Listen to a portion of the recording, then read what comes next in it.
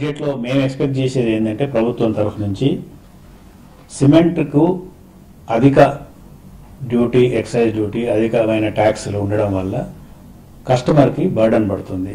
Cement price ఈరోజు ఇంత ఉండడానికి కారణం major taxation, second logistic cost, తర్వాత పవర్ అండ్ ఫ్యూయల్. ఇవి ముఖ్యమైనవి. వీటిలో మేము కోరేది ఏంటంటే ప్రస్తుతం ఇప్పుడు ఎక్సైజ్ డ్యూటీ 12.5% ఉంది, ప్లస్ 125 అనే ఎంఆర్పి ఎక్సైజ్ డ్యూటీ పే చేయాలి. దీన్ని సింప్లిఫై చేసేసి ఇది ఒక కోర్ సెక్టర్, ఇది ఒక ఎసెన్షియల్ కమాడిటీ కాబట్టి సిమెంట్, స్టీల్ లాగానే దీనికి కూడా 6% ఎక్సైజ్ డ్యూటీ పెట్టాలి.